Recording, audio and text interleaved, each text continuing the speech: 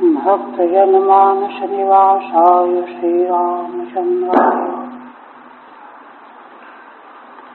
वागीशायस्य वदने लक्ष्मीर्यस्य च वक्षसि यस्यास्ते हृदये संवित्तं नृसिंहमहं भजे। विश्वसर्गविसर्गादि नवलक्षणलक्षितम् श्रीकृष्णाख्यं परं धाम जगद्धाम नमामि तत्।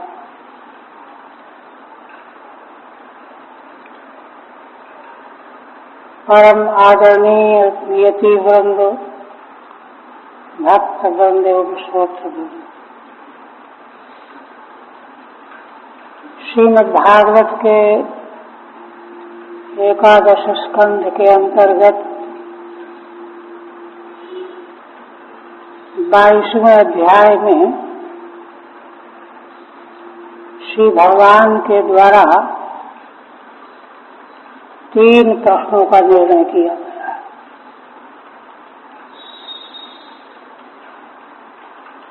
किंतु इन विषयों के क्रम पर जरा दृष्टि ले जाइए। प्रथम प्रश्न जो तत्व की संख्या का विचार है,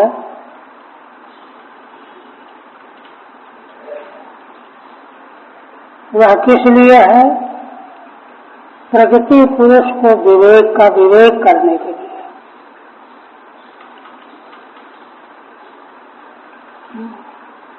दूसरे प्रश्न में उद्धव जी ने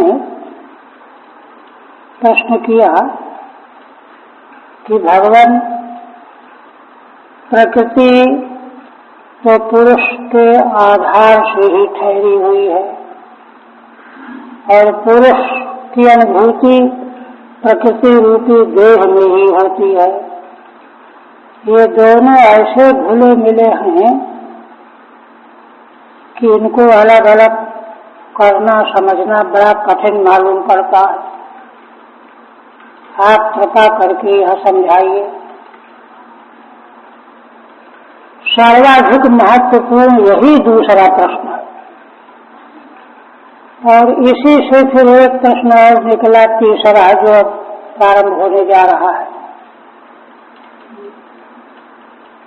और उसके उपसंहार में तीसरे प्रश्न के उत्तर के उपसंहार में भगवान ने अनुभव की चरम अवस्था कैसी होती है उसको लक्षित बनाया है और वह इस मार्ग पर चलने वाले में अवतरित होनी ही चाहिए, आनी ही चाहिए। किंतु उसकी कठिनाई के विषय में उद्धव जी ने चौथा प्रश्न फिर किया है। उस चौथे प्रश्न के उत्तर में भगवान ने 4 अध्याय सुनाए, 23, 24, 25, 26। क्यों? क्योंकि असल में अनुभूति ही तो सब कुछ है। अगर अनुभव में बात नहीं आई तो वाचा विवेकस्त विवेक है, वो यही रह जाए। श्रीमद् भागवत का तो प्राकट्य ही इसलिए हुआ कि जो बात वेद वेदांत श्रवण करके भी सिद्ध नहीं हो पाई, अशांति जीवन से नहीं गई, उसका अचूक उपाय क्या है, शाश्वत साधन क्या है, वह श्रीमद् भागवत है। तो शाश्वत साधन श्रीमद् भागवत में जो बात बताई गई है अन्यत्र कहीं भी किसी शास्त्र में प्राप्त नहीं है। तो दूसरे प्रश्न को का भगवान ने जब प्रकृति पुरुष का विवेक समझाया, उसके अंतिम में भगवान कहते हैं कि आत्मा तो ज्ञान स्वरूप है, उसके संबंध में विवाद तो यह भ्रम मूलक है। अज्ञान मूलक विवाद है कि आत्मा है कि नहीं है, कर्ता है कि भोक्ता है, एक है कि नाना है। ये सारे विवाद जो हैं भ्रम मूलक हैं, अव्यर्थ हैं। इन विवादों में पड़े रहने से कुछ भी मिलने वाला नहीं। आज तक किसी को कुछ नहीं मिला। किंतु एक बात जरूर है, जब तक इस विवाद से उपरामता नहीं प्राप्त हो जाएगी, उससे अलग होकर के आत्मनिष्ठ नहीं हो जाएगा, तब तक आवागमन मिटेगा नहीं। व्यर्थोपि नैवो परमेत पुंसाम मत्तः पराव्रत धियाम स्वलोकात्।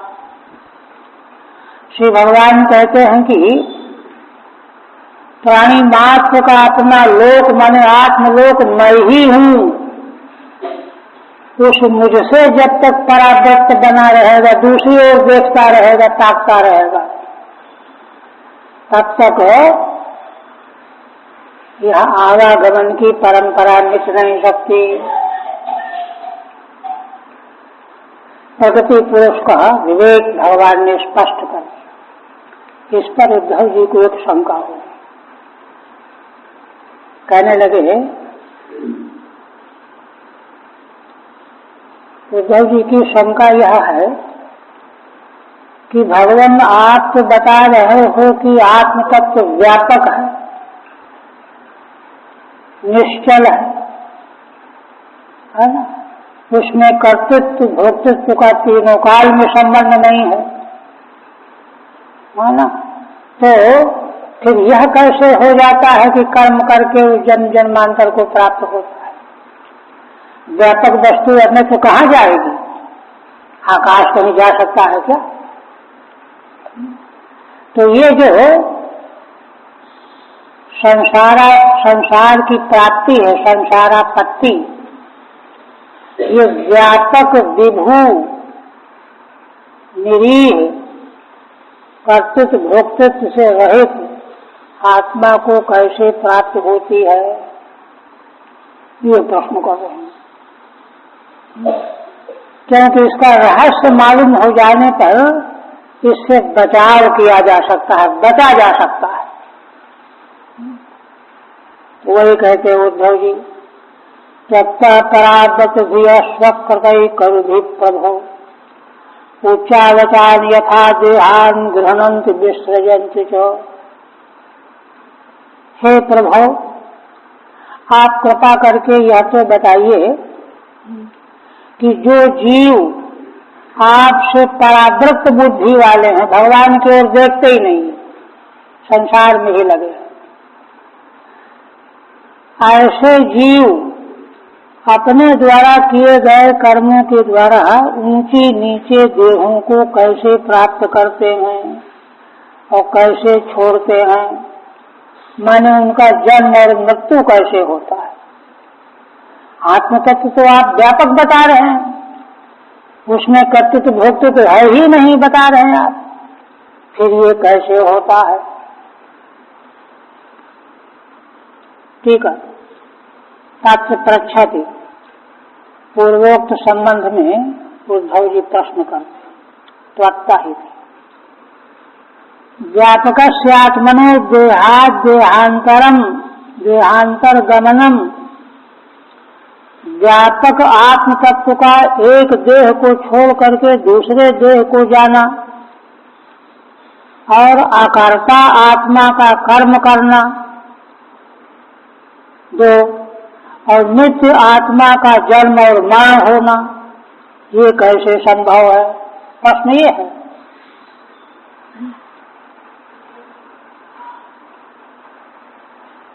कहते हैं कि भगवान तन्ममाख्या ही गोविंदो दुर्विभाव्य मनातु भी, कहते हैं कि हे गोविंद, आप कृपा करके यह बात मुझको बताइए, है ना। क्यों?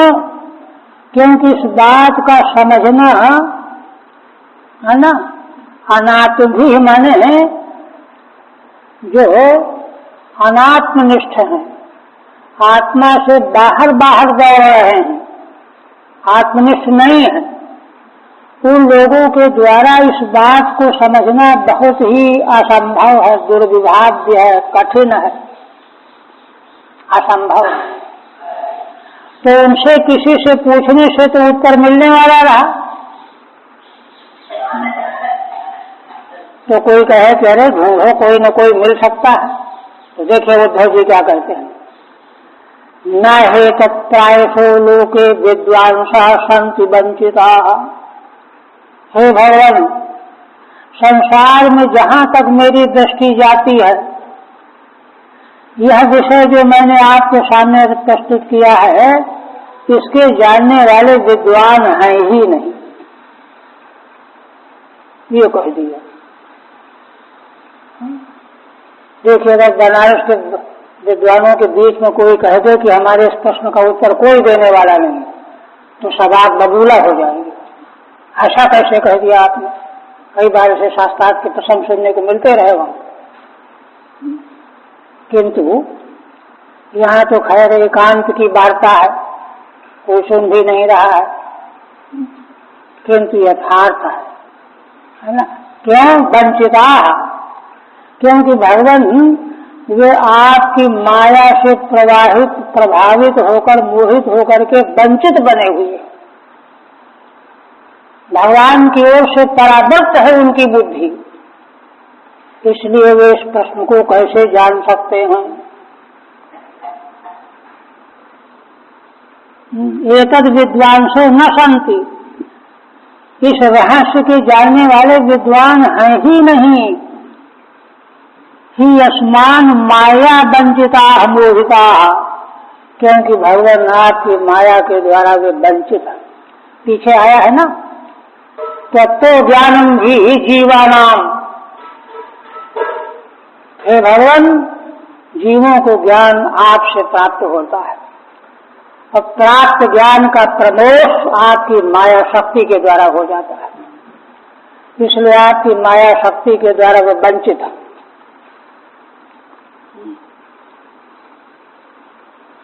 मोहिता। आप भगवान उत्तर देने जा रहे हैं, प्रामाणिक उत्तर, अकाट्योत्तर। कहते हैं देखो, आत्मा में स्वयं न कर्तृत्व है, न भोक्तृत्व है, न आना है, न जाना है, न जन्म है, न मृत्यु है, किंतु एक बात केवल यह है कि वह लिंग शरीर से के साथ में संबद्ध होकर के ये तीनों प्रकार का उपद्रवभागी बन जाता है। देखिए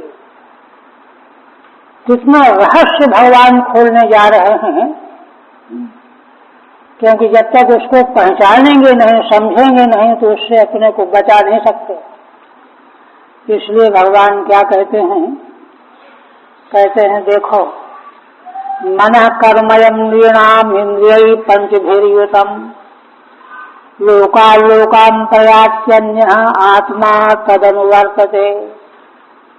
श्री भगवान कहते हैं कि उद्धव जी देखो, नृणाम् मनः कर्मयम्, मनुष्यों को, जीव मात्र को जो मन मिला हुआ है, यह कर्ममय है। कर्म संस्कारों का पुंज है मन, हम तक कर्म, यही लिंग शरीर है, लिंग देह है ना। और यह पंच भी इंद्रिय युतम, 5 इंद्रियों से युक्त है। प्रधान तो यही है, इंद्रियां उसकी सहयोगिनी है। पंचभिर इंद्रिय युतम नृणाम् कर्मयम् मनः, और यही मन ही लोकालोकम प्रयाति, एक लोक, लोक माने देह है ना, इस देह से दूसरे लोक को, दूसरे देह को है ना, इस लोक से दूसरे लोक को भी, लोक पर लोक को भी जाता है ना, कर्ममय मन जाता है। और अन्य आत्मा तदनुवर्तते, भूल कहाँ होती है कि अन्य जो मन से बिल्कुल अलग है वह आत्मा उसका अनुवर्तन करने लगता है, पीछा करने लगता है। यही जो है रहस्य है। ठीक है। लिंग शरीराध्यासेन सर्वम घटते इत्युत्तरमाह। भगवान के उत्तर का अभिप्राय क्या है? लिंग शरीर के प्रति जो अध्यास हमने बना रखा है इससे सब घट जाता है। कर्म कर्तृत्व भी आ जाता है, भोक्तृत्व भी आ जाता है ना, जन्म मृत्यु भी आ जाता है, आवागमन भी आ जाता है। मन एक ही। प्रधानत्वेन पंचभृत निर्देशो अन्येषामप्युपलक्षणार्थम। मन की प्रधानता है। लिंग शरीर के संबंध में दार्शनिकों में मतभेद है, कोई 19, कोई 18, कोई 17 तत्व मानते हैं। तो उसमें ज्ञानेन्द्रियां, कर्मेंद्रियां, पंच प्राण, मन बुद्धि को मिला करके। कोई कहते हैं कि नहीं, ज्ञानेन्द्रियां, कर्मेंद्रियां, पंच प्राण और मन 16 ऐसे करते हैं। तो इसलिए यहाँ 5 ही इंद्रियों को कहा गया है तो उपलक्षण है।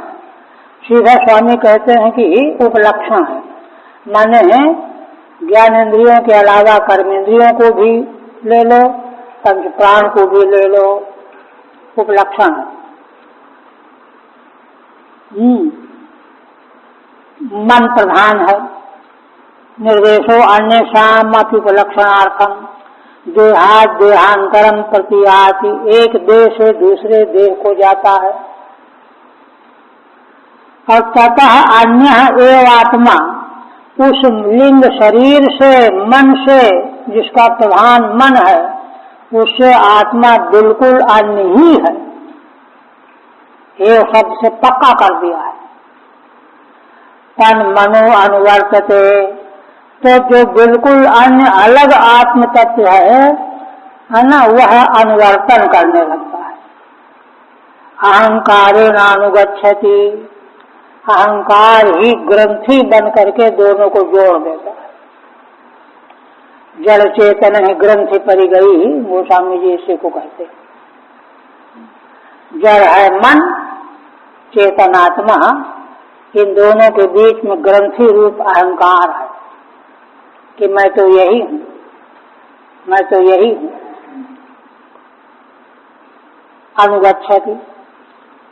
फिर कहते हैं ध्यान मनोन विषयान दृष्टान वानुश्रुतानथ उद्यत्सीदत् कर्म तंत्रम स्मृति तदनुसाम्यति। देखिए भगवान पूरा रहस्य बता रहे हैं। कहते हैं ठीक है, लेकिन वह मन भी जो लिंग शरीर का प्रधान तत्व है, उसका पूर्व देह से वियोग कैसे होगा, देहांतर से संयोग कैसे होगा। वियोग संयोग होगा तभी तो उसके साथ में आत्मा देह को छोड़ेगा, दूसरे देह को पकड़ेगा। ये होगा कैसे? तो कहते हैं कि देखो, पूर्व देह से वियोग, उत्तर देह से संयोग, ये केवल स्मृति और विस्मृति है और कुछ नहीं है। पूर्व देह की जो स्मृति थी वो खत्म हो गई और नए देह की स्मृति जागृत हो गई। माने पहला देह विस्मृत हो गया, नया देह स्मृत हो गया। यही जो है मन का देह से देहांतर को जाना है और आत्मा उसके पीछे लगा हुआ है। यह बात कहने जा रहे हैं। ध्यायन मनोन विषयान। कैसे? मन जो है अनुविषयान ध्यायन। अनुविषयान माने विषयम विषयम प्रति। जैसे माली बगीचे में एक एक पेड़ को सींचता है, पानी डालता है, वृक्षम वृक्षम पट सिंचत प्रयोग किया जाता है। वैसे ही मन जो है इसको ध्यान किया, उसका ध्यान किया, उसका ध्यान किया, है ना। दृष्ट जो विषय उनका भी ध्यान किया, श्रुत का भी ध्यान किया, जिनका शास्त्र में उल्लेख किया गया देखा कभी नहीं है, वही कह रहे हैं। है ना। मनो अन विषयान, वे विषय दो प्रकार के, दृष्टान माने लौकिकान, अनुश्रुतान माने वैदिकान शास्त्रीयान परलोक निष्ठान, इनका ध्यान करने लगता है। और ध्यान करते करते इतना तन्मय हो जाता है कि नए ध्येय वस्तु में चिपक जाता है और पुराने में जिसमें अधिक था उसको भूल जाता है, विस्मृति हो जाती है। नए ध्येय देह की स्मृति प्रबल हो गई, पुराने देह की विस्मृति प्रबल हो गई, विस्मृति हो गई। इसी को उद्यत सीदत, उद्यत माने नए देह की स्मृति और प्राचीन देह की विस्मृति। कहते ऐसा क्या होता है? क्योंकि वह कर्म तंत्र है। तंत्र माने अधीन। उसने जैसे कर्म कर रखे हैं उसके अनुरूप उसके संस्कार बने हुए हैं, संस्कार उसको बाध्य करके स्मृति विस्मृति उत्पन्न करते रहते हैं। स्मृति तद अनुसाम्यति, तो पहले वाले देह की स्मृति शांत हो जाती है, माने विस्मृति हो गई, और नए देह की स्मृति पैदा हो गई। ठीक है। श्रीधर स्वामी कहते हैं नन मनसो भी पूर्व देह वियोगो देहांतर योगस्य कथम भवती। ठीक है ना। मन के साथ में आत्मा का आवागमन होता है तो मन भी पूर्व देह से वियोग कैसे करेगा, देहांतर संयोग कैसे करेगा, है ना। चेत स्मृति वियोग योगाध्यान इति, स्मृति का वियोग और योग, पहले वाले देह की स्मृति का वियोग हो गया, भूल गया, और दूसरे वाले देह की स्मृति का योग हो गया। इन्हीं दो तरह से है ना वक्तुम तयो कारणमाह, यह बात कहने के लिए, समाधान करने के लिए भगवान है ना पूर्व देह का त्याग और नए देह का ग्रहण, इसका कारण बता रहे हैं। ध्यायति, है ना। क्यों ध्यान करता रहता है मन? तो कहते हैं कर्म तंत्रत्वात्, क्योंकि मन कर्म तंत्र है। इसीलिए देखिए नए नए जन्मों की श्रृंखला तब तक समाप्त नहीं होगी जब तक कर्म समाप्त नहीं होगा। नैष्कर्म, इसलिए नैष्कर्म जो है अंतिम प्राप्तव्य वस्तु है। कर्म तंत्रत्वात् कर्मोपस्थापितान, उसी कर्म के द्वारा उपस्थापित दृष्टान या देखे गए विषय जो संसार के हैं, अनुष्ठान माने वेदोक्तान, वेद में कहे गए विषयान, अनुध्यायत, दोनों प्रकार के विषयों का ध्यान करता रहता है मन। अथानंतरम ध्यायमानेषु उद्यदाविर्भवत पूर्व विषयेषु च, ध्यान में लगे रहने से है ना कर्म के फल स्वरूप पहले देह की स्मृति जो है समाप्त हो गई, नए देह की स्मृति जग गई, आविर्भाव तिरोभाव हो गया। आविर्भाव वत पूर्व विषय से शीदत लीयमानम, पूर्व के विषय लीन हो गए, नए विषय जग गए। लीयमानम भवती, मैंने पहले वाले देह से उसकी विस्मृति हो गई और नए देह की स्मृति हो गई। तदनंतरम तस्य स्मृति पूर्वापरानुसंधानम नश्यति, जब पहले देह की विस्मृति हो जाएगी कर्म परवश होकर के, तो पूर्व देह का अनुसंधान खत्म हो गया, स्मरण खत्म हो गया, है ना। यही मृत्यु है। अब मन देहांतर में लग गया और उसी के साथ में आत्मा चला गया। इसी प्रकार से देखिए विषयाभिनिवेश, यही है ना, विषयाभिनिवेशेन नात्मानं विस्मृत स्मरेत् पुनः, जंतुर्वै कस्यचिद् हेतुर्मृत्युरत्यंत विस्मृति। कहते हैं कि देखो ऐसा होने से क्या होता है। श्री भगवान कहते हैं कि देखो नए विषय का कर्म तंत्र मन में इतनी गहराई से स्मरण चिंतन बन जाता है, स्मरण बन जाता है ना। विषय का यही अभिनिवेश है। अभिनिवेश का मतलब होता है अगर यह नहीं मिला तो मैं मर जाऊंगा, इतना अभिनिवेश। अभिनिवेश का सूत्र है योग दर्शन में। विद्वान भी अभिनिवेश से अपने को बचा नहीं सकता। व्यास भाष्य व्याख्या की गई वो अभिनिवेश है। माने उसके बिना एक क्षण में रह ही नहीं सकता हूं, ये अभिनिवेश है। अभी और नि उपसर्ग अभिता है निशेषण प्रवेश अभिनिवेश, प्रवेशने धातु उसके द्वारा। तो उसमें क्या हुआ, जैसे कोई नई वस्तु को देखने में इतना तन्मय हो जाए कि उसको ध्यान ही नहीं कि मैं कहाँ जा रहा था, किस लिए जा रहा था, भूल गया सब घर द्वार। नात्मानम स्मृत स्मरेत पुनः, फिर लौट करके जिस देह में अभी तक था उसका स्मरण नहीं रहा, गया। ये स्थिति बनती है। भगवान कहते हैं कि ये जीव मात्र की स्थिति है। जंतुर वै कश्चित् भेदो मृत्युरत्यंत विस्मृति, है ना। चाहे जिस किसी हेतु से हो, जीव की पूर्व देह की अत्यंत विस्मृति को ही मृत्यु कहा गया है। यही मृत्यु है। और मृत्यु में क्या होता है,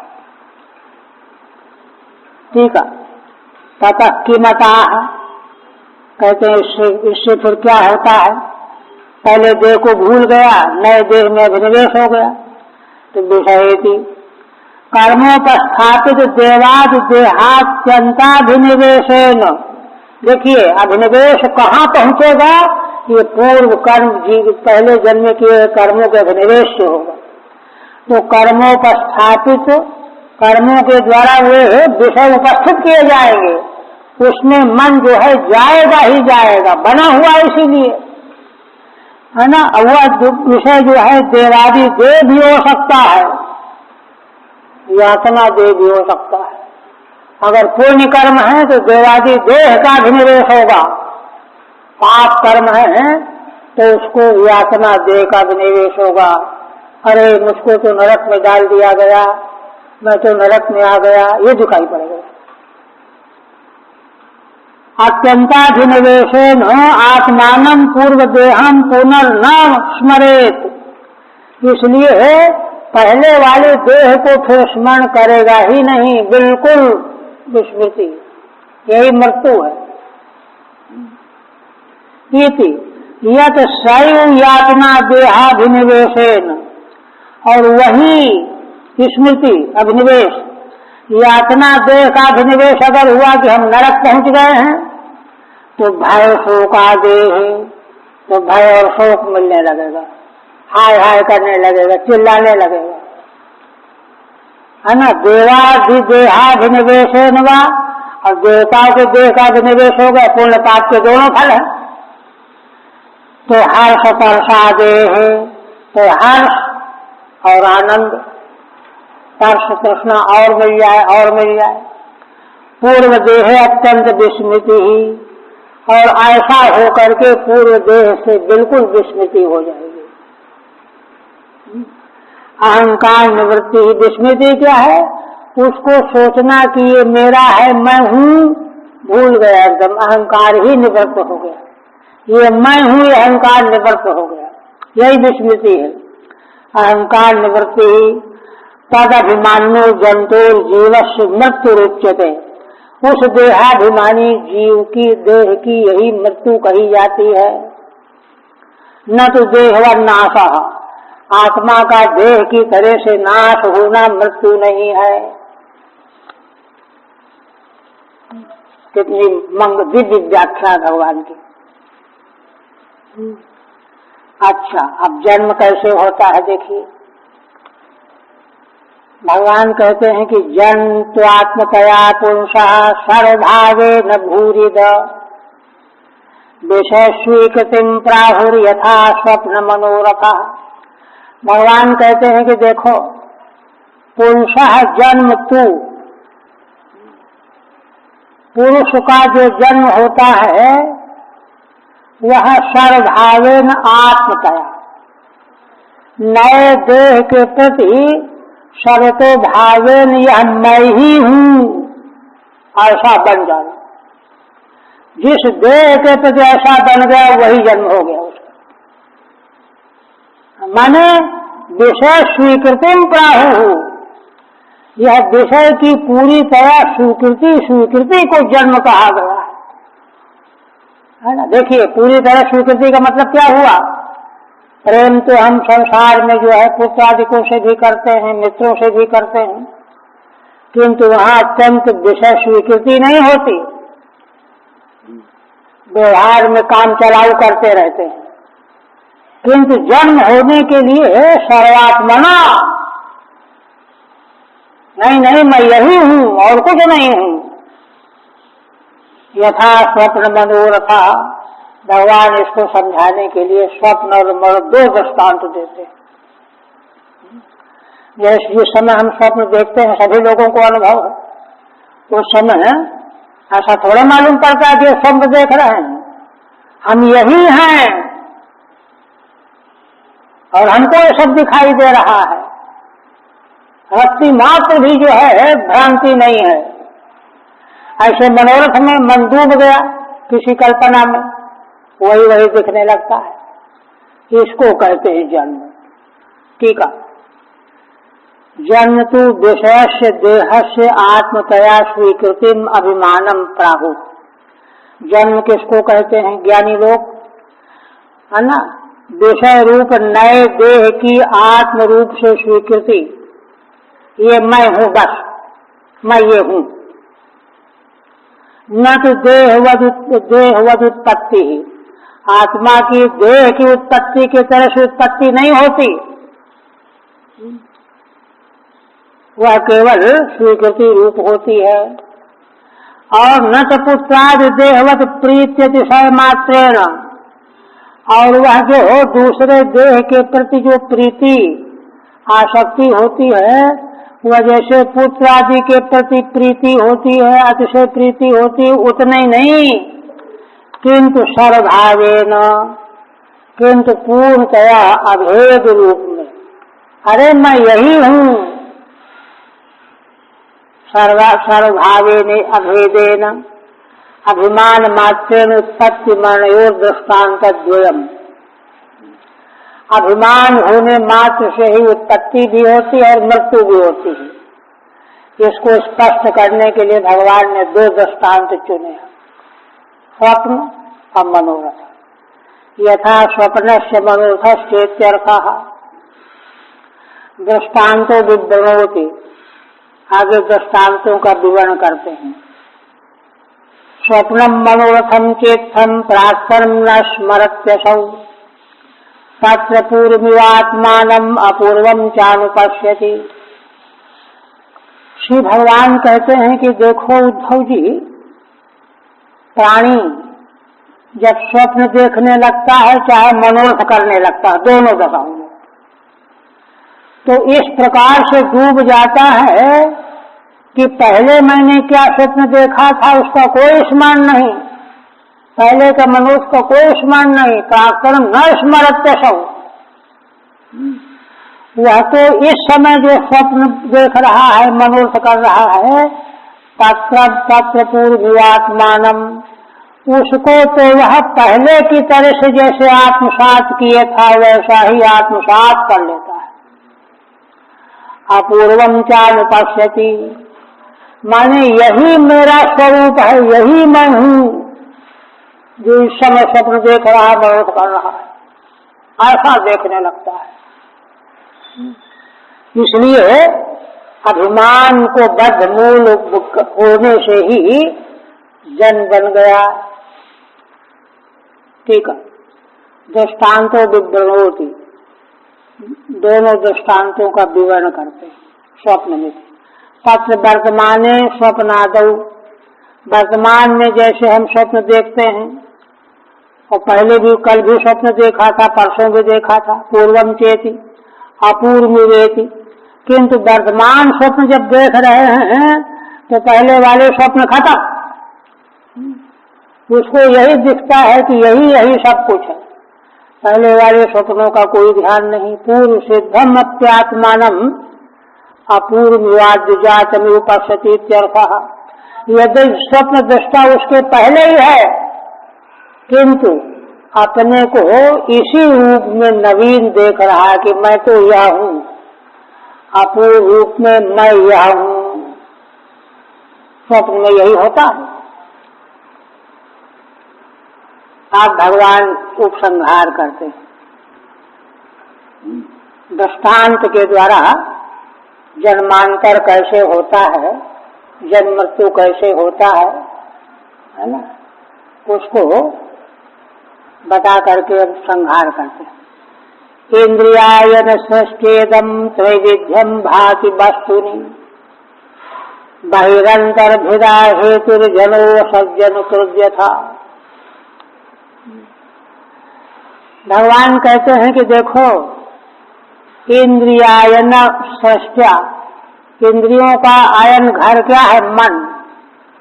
माने मन ही सब बना रहा है सृष्टि सारी, तीनों प्रकार की सृष्टि है ना। यह तीनों प्रकार की सृष्टि जो मन के द्वारा बनाई हुई है, यह तात्विक वस्तु में भासमान होती है। श्री विद्यारण्य जी ने द्वैत विवेक प्रकरण में पंचदशी में ईश्वर कृत द्वैत और मनोमय द्वैत, जीव का द्वैत का विवेचन किया है। वही बात कह रहे हैं। यह सारा त्रिगुणात्मक त्रिविध जो सृष्टि है, अध्यात्म दैवत भूत, ये सब मन की रची हुई, जो इंद्रियों का घर है।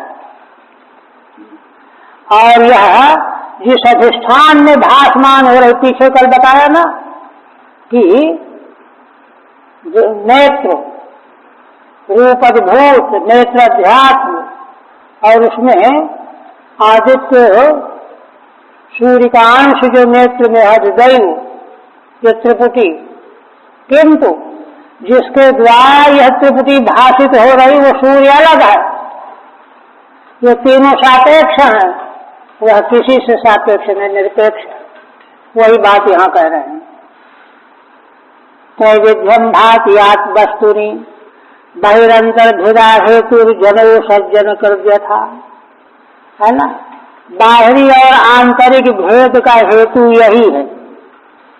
मन की बनाई हुई भिन्न भिन्न सृष्टि ही भीतर बाहर के हेतुओं की प्रतीति का हेतु है ना। जनो व सज्जन कृत्य था, जैसे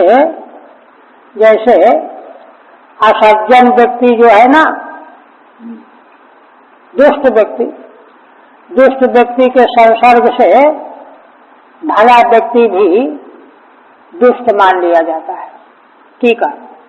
उपसंहरति इंद्रियाणाम आयनम मनः, इंद्रियों का घर क्या है? मन।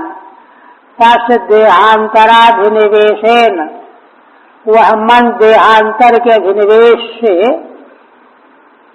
या सृष्टि उत्पत्ति, जो सृष्टि बनाता है, मन उत्पत्ति करता है, वह है ना। तया वस्तुनि आत्मनि तदभिमानेन, तो उसी के साथ वस्तु रूप जो आत्म तत्व है उसका अभिमान पैदा हो जाता है। अभिमानेन इदम त्रैविध्यम, यह त्रैविध्य सृष्टि तीन प्रकार की, उत्तम सृष्टि, मध्यम और अधम, है ना। ये व्याख्या, दो तरह की व्याख्या कर रहे हैं श्रीधर स्वामी। उत्तम, मध्यम, नीच, नीचत्वम असदेव भाति इत्यन्वयः। श्रीधर स्वामी कहते हैं कि है ना, यह न होती हुई ही भासती रहती है आत्मा में। आत्मा में है थोड़ा ही, है तो मन ने पैदा किया है, बनाया है। आत्मा बिल्कुल नहीं है, किंतु न होती हुई भी तीनों प्रकार की उत्तम मध्यम निकृष्ट प्रकार की सृष्टि न होती हुई भासमान होती रहती है। एवं भूत आत्मा, और जब इस प्रकार से न होती हुई मन के संसर्ग से अहंकार के कारण जो है सृष्टि भासने लगती है, तो आत्मा जो है बाह्याभ्यंतर भेद हेतुश्च भवति, वह आत्मा ही बाह्य और आभ्यंतर भेद का हेतु भी बन जाता है कि भाई ये मनुष्य लोक के बाहर है, ये मनुष्य लोक के भीतर है। बाह्य विषयानांतरा सुखादीश पश्यति इत्यर्थः। बाह्य विषयान अंतरान सुखादीन से पश्यति इत्यर्थः। देखिए अभिप्राय है, विषय बाहर हैं और उनके द्वारा अंतर सुख प्राप्त कर रहा है, ये देखता है। यथा जनो जीव स्वप्ने बहूनसतो जनान, जैसे जीवात्मा स्वप्न में कुछ भी नहीं होता, बिल्कुल कुछ भी नहीं, ऐसे असत प्राणियों को देहों को देखा करता है। जनान देहान कुर्वन् पश्यन्, स्वयं बनाता है, स्वयं देखता है, मन ही। बहुरूपो भाति, और इस प्रकार से स्वप्न और मनोरथ में मन ही बहुत रूपों में भासमान होता रहता है। तद्वत्, ऐसे ही मन की बनाई हुई है ना त्रिविधता पूर्ण सृष्टि आत्मा में ना होती हुई ही भासमान होती है ना। ऐसा देखिए यहाँ शंका नहीं हो सकती कि नहीं है तो भासमान कैसे, स्वप्न में कहाँ है कुछ, लेकिन भासमान है कि नहीं।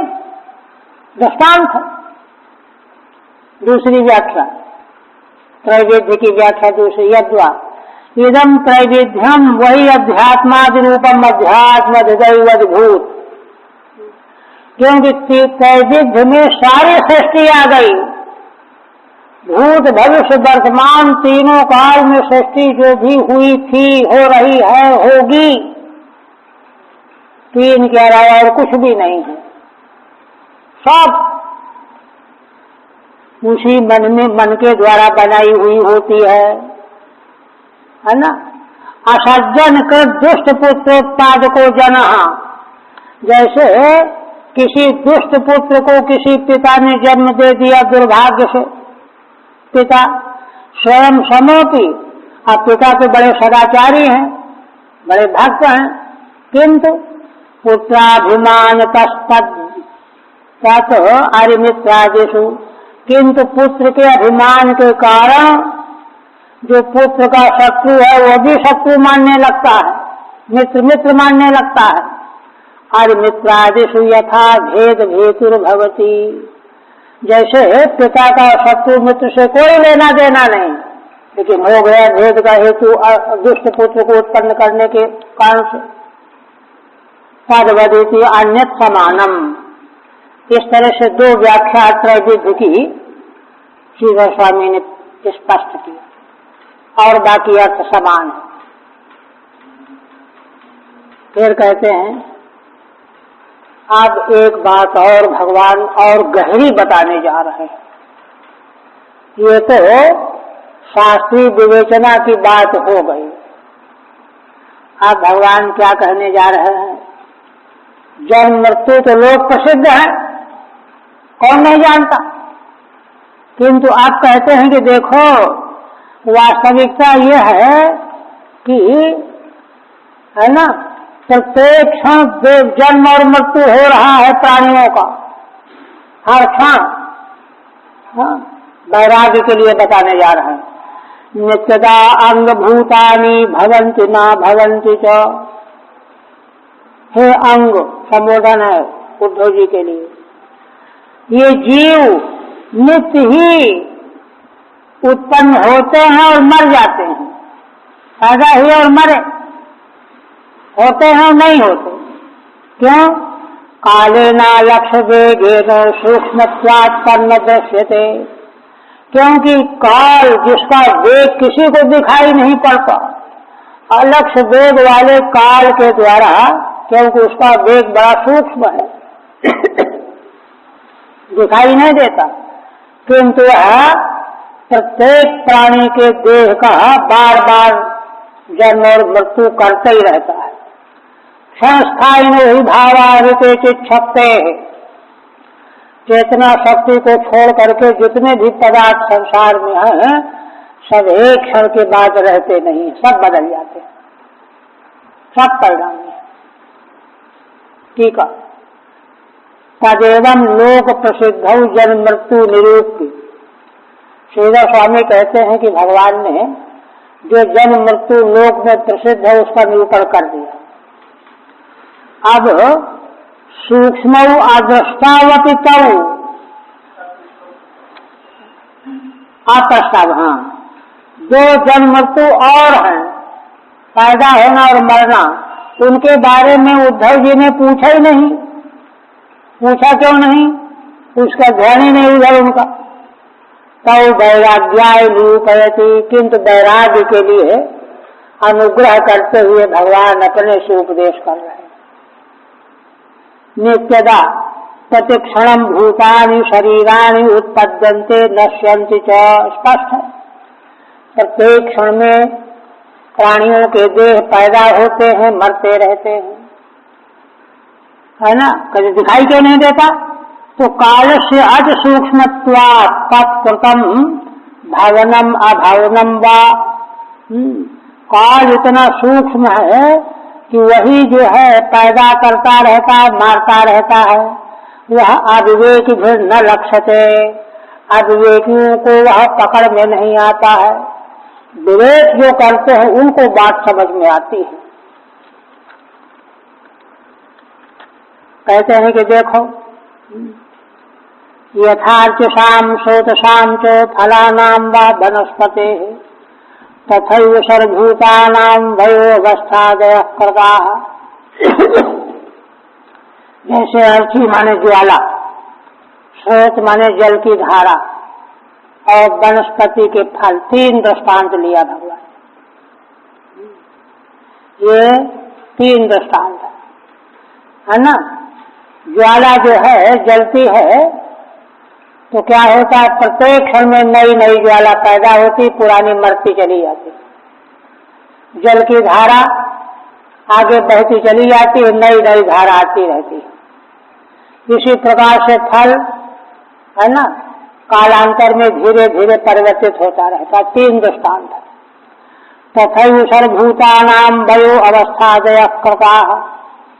भगवान कहते हैं इसी प्रकार तीनों दृष्टांत की तरह सभी प्राणियों की अवस्थाएं, है ना, उम्र, वह माने उम्र, और अवस्था माने छह भाव विकार, ये आगे 9 अवस्थाओं का उल्लेख करेंगे। ये सब बदलती रहती है।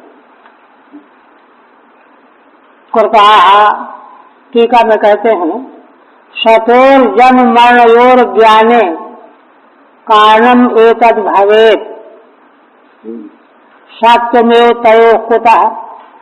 कहते हैं देखो, जन्म मृत्यु अगर सच्चे हों तो उनके ज्ञान की बात समझ में आवे और कारण भी समझ में आवे, किंतु जन्म मरण जो है का सत्य ही कैसे है? तयोः कुतः इत्याशंक्यानुमानेन साधयति। कहते अनुमान से सिद्ध होता है। कैसे सिद्ध होता है? यथा आर्चसाम परिणामादिभि शोचसाम गत्यादिभि, है ना, अग्नि की ज्वाला परिणाम को प्राप्त होती रहती है, और जल की धारा जो है बहती रहती, गति करती है, और फल वनस्पति के रूपादि ही भीर यथा अवस्था विशेषा। फल पहले हरा होता है, फिर पीला हो जाता है, फिर लाल हो जाता है, अवस्था विशेष। कृपा काले नेति पुरुषानुसंग, यह सब काल के द्वारा परिवर्तन होता रहता है। आदि शब्देन तेजो बल काम कौशलादि नाम उपादानम, है ना। श्रीधर स्वामी कहते हैं कि इनके जो ये कहा गया है कि वयो अवस्था देह, तो केवल उम्र और अवस्था ही नहीं, आदि से क्या लेंगे? तेज, बल, कामना, कुशलता, इन सबों को भी ले लो, ये भी घटते बढ़ते रहते हैं, है ना। विमतम प्रतिक्षणोत्पत्ति विनाशवत, है ना। जो भी जिसके प्रति चिंतन करना है, विमत है, वह प्रत्येक क्षण में उत्पत्ति और नाश वाला है। क्यों? अवस्था भेदवत्वात्, क्योंकि उसका अवस्थांतर में परिणाम देखा गया है, अवस्था बदलती रहती है। दीप ज्वाला विवदित अनुमानम, जैसे दीपक की ज्वाला, नदी की धारा, वनस्पति का फल, अनुमान के द्वारा मनुष्य देह में चाहे प्राणियों के देह में उम्र, अवस्था, बल, कौशल सब उत्पन्न और नष्ट होता रहता है।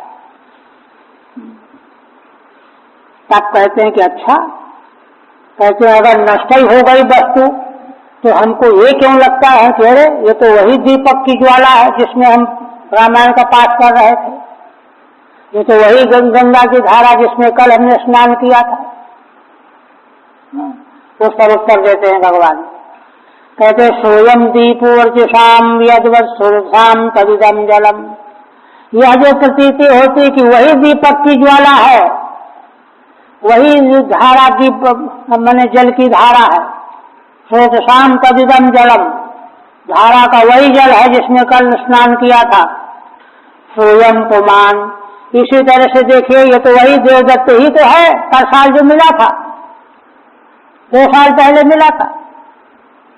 कितनाम मृषा धीर धीर मृषायुषाम, भगवान कहते हैं कि तीनों में सोयम यह बुद्धि सादृश्य के द्वारा बन जाती है, वह है नहीं, ना तो दीप की ज्वाला वहाँ है, ना जल की धारा वहाँ है, न वही पुरुष है, तो पता नहीं कहाँ चला गया काल के गाल में। यह तो झूठी बुद्धि बन जाती है, धीर धीर मृषायुषाम। ठीक है, कथम तद प्रतिभिज्ञा तदवदेव सादृश्यात् सादृश्यावलंबिनी इत्याह, तो कहते ये प्रतिभिज्ञा मन स्मृति क्यों होती, ये तो वही है। आप तो कहते हैं कि उसकी मृत्यु हो गई, नया आ गया, फिर मृत्यु हो गई, फिर नया आ गया। कहते सादृश्य की अवलंबन करके प्रतिभिज्ञा होती है, वही होता नहीं है। वो इतने सदृश हैं कि वही लगते हैं, वही है नहीं। सोयमित सादृश्याद अर्चसाम एव, है ना, ज्वालाएं समान समान है तो वही ज्वाला मालूम पड़ती है। यथा सोयम दीप ही प्रतिभिज्ञा, अरे ये तो वही दीपक है जिसमें बैठ के हम पढ़ते थे। यथा च स्रोतसाम प्रवाह जला नामेव, है ना, धारा का प्रवाह, है ना, जला नामेव तदिदम जलमिति, जल की धारा ये तो वही जल है। हाँ, जैसे ये दृष्टांत है, तथा सोयम पुमानित धीर गीश्च, उसी तरह से ये वही देवदत्त है, यह बुद्धि और यह वाणी मृषा है, मिथ्या है, निराम। सब मनुष्य जो है गलत समझे बैठे हैं, गलत बोल रहे हैं, गलत समझे बैठे हैं। बहुनाम सहीनाम मृषा, देखो कोई कहे कि अरे इतने लोग सब बोल रहे हैं तो सब झूठ बोलेंगे, कहते हाँ, चाहे जितनी संख्या बोलने वालों के सब झूठ ही बोल रहे हैं, बहुत संख्या है, सब झूठ बोल रहे हैं। बहुनाम सहीनाम मृषा, है ना, व्यर्थम आयुर्ये शाम अविवेकी नाम तेषाम भवति, कहते हैं जिन अविवेकियों की आयु व्यर्थ होती है उन्हीं की यह बुद्धि होती है, ये वही है, ये वही है। कहते अच्छा, फिर मां स्वस्य कर दीजे न जायते सोप्ययम पुमान, मृते वा मरो भ्रांत्या यथाग्निर्दारु संयुता। अब एक प्रश्न फिर उठाते हैं जिस मनुष्य को देहाध्यास है ना, उसके जन्म कर्म और मृत्यु होना तो ठीक है, किंतु आप तो बता चुके हैं कि आत्मा में ये कुछ है नहीं, है ना। तो इसलिए ये कैसे बता रहे हैं, है ना। कहते हैं कि देखो भगवान का उत्तर क्या है। मां स्वस्य कर बीजे न जायते सोप्ययम पुमान। भगवान कहते हैं कि मनुष्य चाहे अविवेकी ही क्यों न हो, किंतु पूर्व जन्म के किए गए कर्म रूपी बीज के द्वारा आत्मा का जन्म नहीं होता, देह का जन्म होता है ना।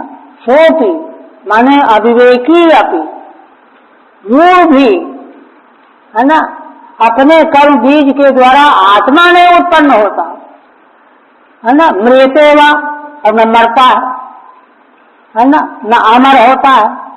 ये तो सब भ्रांति है, भ्रांत्या यथाग्निर्गाम संयुता। जैसे देखिए काष्ठ से अग्नि पैदा हुई, है ना, तो कहते हैं कि अग्नि पैदा हुई, अग्नि पैदा हुई। अग्नि कहाँ पैदा हुई? अग्नि का काष्ठ से संयोग मात्र दिखाई दे रहा है। अग्नि तो स्वयं सिद्ध है, पहले से है। इसी प्रकार से आत्मा तो स्वयं सिद्ध है, पहले से है, तो अजन्मा है। उसका देह से संबंध मात्र होता है कर्म के फलस्वरूप, चाहे वह अविवेकी मूढ़ ही क्यों न हो। अभिप्राय है, ठीक है। ननु कथम देहाध्यासवत पुरुषः। अब प्रश्न हुआ कि जो देहाध्यास वाला माने अविवेकी पुरुष है, अज्ञानी है, उसको कर्म जन्म मरणानुसंति, उसको कर्म उसके कर्म जन्म मृत्यु कैसे होंगे अविवेकी होने पर भी, है ना। नान्य से ही व्यवस्था, क्योंकि आपने बताया है कि उसके तो जन्म कर्म होंगे, ज्ञानी के नहीं होंगे। ये व्यवस्था कैसे बनेगी? एक को होना, एक को न होना, ये कैसे बनेगा? अज्ञानी, पीछे बताया ना कि अज्ञानी को बार बार जन्म लेना पड़ेगा और ज्ञानी को नहीं जन्म लेना पड़ेगा, ये कैसे बनेगा? इत नहीं घटते। घटस्य पुरुष भेदेन सत्यम असत्यम चैत। ये तो ऐसा ही है जैसे ही घट मैदान में रखा हो तो एक को एक कहे कि घट है, दूसरा कहे कि नहीं है। ये तो ऐसी बात हो गई। इसलिए ऐसा समाधान कीजिए जो दोनों में लागू हो, विवेकी अविवेकी दोनों में लागू हो। सब कहते हैं कि ना, ये शंका मत करो। क्यों? अज्ञस्यापि वस्तुतः तदभावात्। अविवेकी अज्ञानी का भी जन्म कर्म होता ही नहीं है, वस्तुतः नहीं है, इसलिए कोई कठिनाई नहीं। मां स्वस्य नैवात्मनः कर्मणा बीज भूतेन, है ना, अपना आत्मा का कर्म के बीज भूत से आत्मा का जन्म नहीं होता। सोपि अद्योपि पुमान जायते मृते वा। अज्ञानी मनुष्य भी जन्म लेता है, मरता है ना, ऐसा नहीं है। किंतु अयम भ्रांत्या, यह तो भ्रांति से समझा जाता है। अजन्मापि जायते। अविवेकी का भी आत्मा अजन्मा ही होकर के पैदा होता है ना। जायते इव अमरो म्रियते इव। जैसे कोई अमर होता हुआ मरता हुआ मालूम पड़े, मर गया। यथा महाभूत तेजो रूपो अग्नि ही। जैसे पंच महाभूतों में तेज रूप अग्नि तत्व है तीसरा, आकाश वायु के बाद अग्नि। आकल्पांतम अवस्थितोपि, वह आदि से लेकर के कल्प तक अवस्थित रहेगी। किंतु जाव संयोग योग वियोगाभ्याम जन्मनाशौ प्राप्नोति तद्वत्। किंतु काष्ठ के संयोग से अग्नि पैदा हो गई, अग्नि नष्ट हो गई, ये उपचार से समझा जाता है। ऐसे ही ज्ञानी अज्ञानी किसी का भी आत्मा न जन्म लेता है न मृत्यु को प्राप्त होता है। अच्छा, अब जिस देह के साथ अध्यास है उसकी अवस्थाओं का वर्णन करते हैं। भगवान कहते हैं निषेक गर्भ जन्मानी बाल्य कौमार यौवनम वयो मध्यम जरा मृत्यु इत्यवस्थास्तनोर्नव। ये तनु माने शरीर की 9 अवस्थाएं हैं। निषेक माने गर्भाधान, गर्भ में पहुंचना, जन्म लेना, बाल अवस्था, कुमार अवस्था, युवावस्था, बीच की अवस्था, जरावस्था, मृत्यु। ये 9 अवस्थाएं देह की होती। ठीक है। सिद्धवत कृत्युक्ता वयोवस्था प्रपंचयति, है ना। वय माने आयु और अवस्थाओं को पहले भगवान ने, है ना, सिद्ध रूप में प्रकट किया है, दिखाया है, उन्हीं को विस्तृत कर रहे हैं। निषेको माने जठरे प्रवेश, जठर में प्रवेश करना।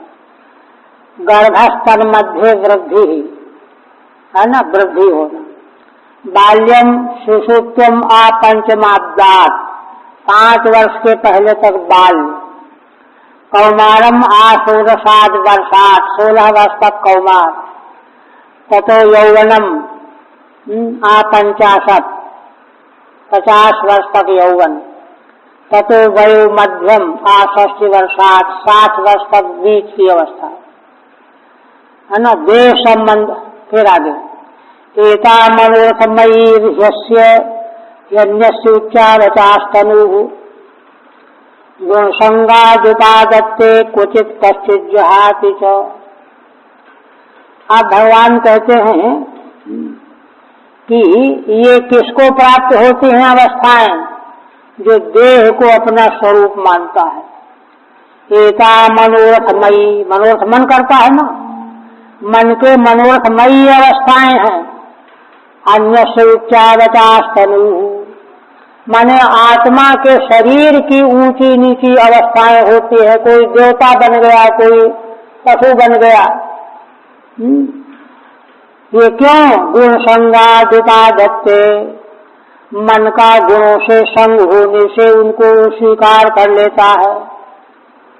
हाँ, कभी कदाचित क्वचित कश्चित जहाति च, कोई एकाध विवेकी इनको फेंक देता है, छोड़ देता है, त्याग देता है। अब जो है देह संबंधा जन्म मरणादीन इत्युपपादितम अर्थम उपसंहरति। देह के संबंध से ही मन और अहंकार के कारण जन्म होता है, मृत्यु होती है, अवस्थाएं होती है। ये उत्पादन कर दिया गया, उसका उपसंहार करते हैं। एता इति स्फुटम, स्पष्ट।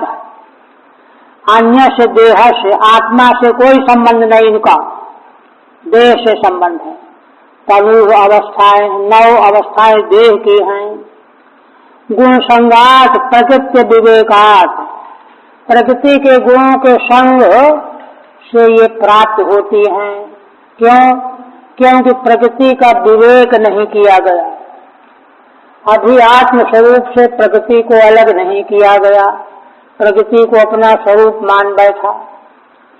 हाँ, कश्चित परमेश्वरानुग्रहता, कोई भाग्यशाली भगवान के अनुग्रह से क्वचित कथनचित जहाति, कहीं कदाचित त्याग देता है इन अवस्थाओं को, गुणों को।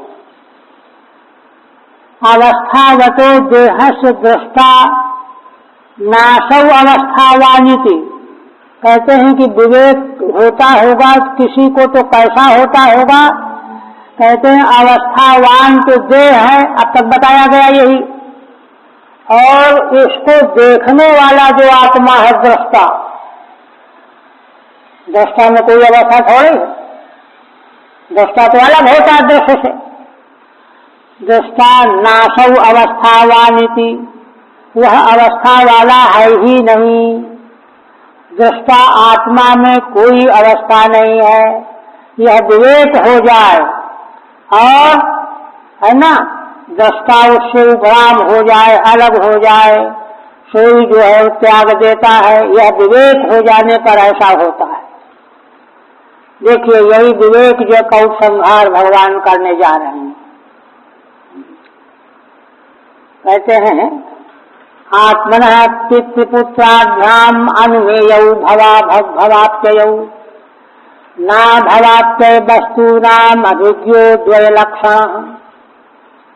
कहते हैं देखो आत्मनः पितृपुत्राभ्याम, पितृ और पुत्र है ना, पिता के द्वारा आपके माने मृत्यु का ज्ञान प्राप्त करना। पिता मरता है पहले, उसका संस्कार पुत्र करता है, और पिता को पुत्र के जन्म से अपने जन्म का ज्ञान करना चाहिए।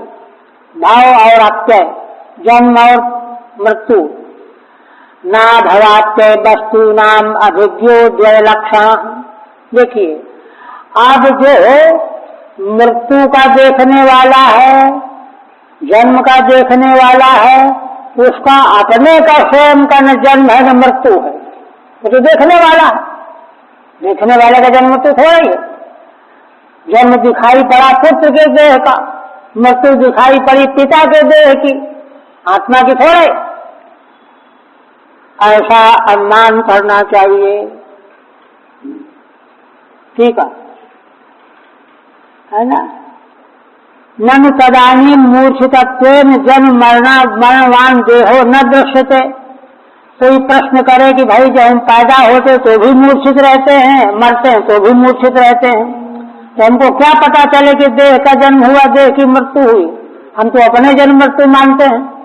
तत्रा इस पर कहते हैं कि नहीं, पितृदेहस्य औषधेहिकम पूर्वता, पिता के मरने के बाद पुत्र और देहिक संस्कार करता है। अति है ना, आपके दर्शनात्, आपके देखता है कि नहीं कि पिता मर गए, तो देह तो मरा। पुत्र देहस्य च जात कर्मणि जन्म दर्शनात्, पुत्र जब पैदा होता है तो जात कर्म संस्कार करते हैं तो जन्म दिखाई पड़ता है। वह भी जन्म देह का दिखाई पड़ता है। दर्शनात् आत्मनः स्वस्य देहस्यापि भवाप्यया वनुमेयौ। इसी प्रकार से जैसे पिता के देह की मृत्यु पिता के आत्मा की नहीं, पुत्र के देह का जन्म पुत्र की आत्मा का जन्म नहीं, ऐसे हमारा भी देह का जन्म हुआ है, देह की मृत्यु होगी। आत्मा की न जन्म न मृत्यु है। एवं च दृश्यते सति भवाप्यवताम वस्तूनाम देहानाम अभिज्ञो दृष्टा। इस प्रकार से है ना, जन्म मृत्यु के आश्रय दोनों जगह दृश्य हैं, है ना। जन्म और मृत्यु वस्तुओं का देहों को देखने वाला अधिक ज्ञाता दृष्टा है ना। अद्वय लक्षण है, अद्वय लक्षण है। भवाप्य धर्म को ना भवती, वह तो जो काते रहने वाला है, जन्म और मृत्यु वाला नहीं हो सकता। फिर कहते हैं तयोर बीज विपाकाभ्याम यो विद्वान जन्म संयमौ। तरोर बीज तरोर विलक्षणो दृष्टा एवं दृष्टा तरो पृथक। जैसे वृक्ष के बीज से अंकुर और वृक्ष पैदा होता है, उसमें फल पैदा होते हैं विपाक से। वृक्ष के बीज के विपाक के फल स्वरूप है ना वृक्ष बढ़ता है ना। इसी प्रकार से देह के कर्म के विपाक से देह जन्म लेता है, मृत्यु को प्राप्त होता है। जन्म और संयम माने मृत्यु। तरोर विलक्षणो दृष्टा, किंतु वृक्ष के विपाक को जो देखने वाला है उनसे अलग है ना, विलक्षण है। एवं दृष्टा तरो पृथक। जैसे वृक्ष बीज के विपाक का देखने वाला अलग है, वृक्ष अलग है, ऐसे देह के जन्म मृत्यु को देखने वाला आत्मा दृष्टा अलग है।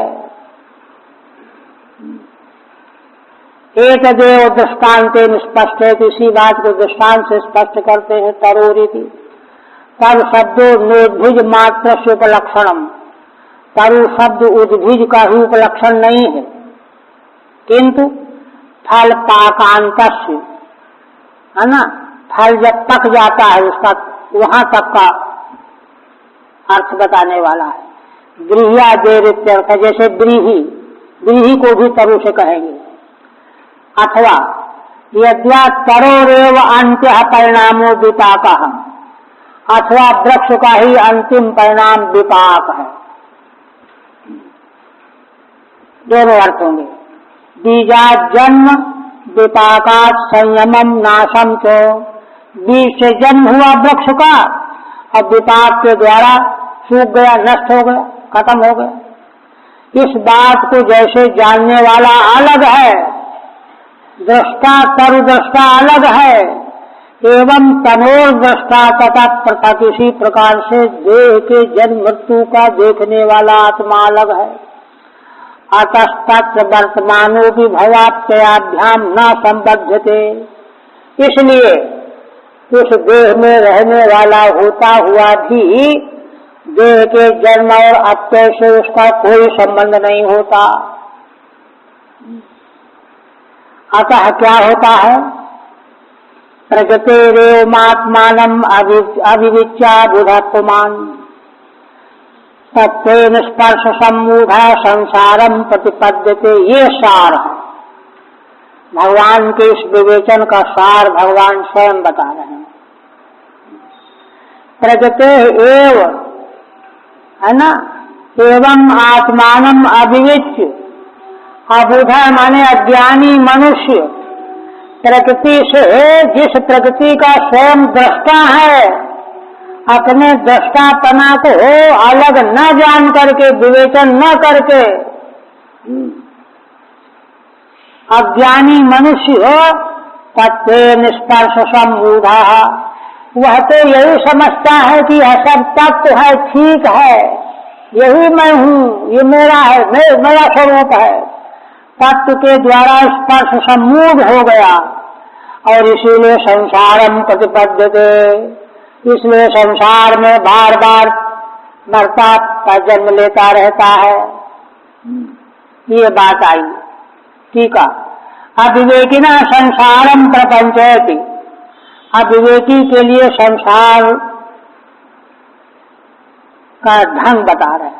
प्रगते रीति पंचवी 5 श्लोकों से भगवान इसको स्पष्ट करेंगे। तत्वेन तत्व तो अविविच्य, सत्यतः आत्म तत्व को प्रकृति के समुदाय से अलग नहीं कर पाया, बल्कि उससे मिला हुआ रखा, समझा रहा। तत् दृष्टया स्पर्शेष विशेष सम्मूढ़ इति वा, अथवा सारे स्पर्श रूप विषय शब्द स्पर्श रूप सुगंधादिकों को इनको तात्विक मान करके उसी में मूढ़ हो करके डूब गया, आसक्त हो गया, सम्मूढ़ हो गया। इसीलिए संसार में निरंतर जन्म मृत्यु का शिकार बन गया। अब आगे जो है इसको और स्पष्ट करेंगे भगवान। 4 श्लोक अभी इसके हैं।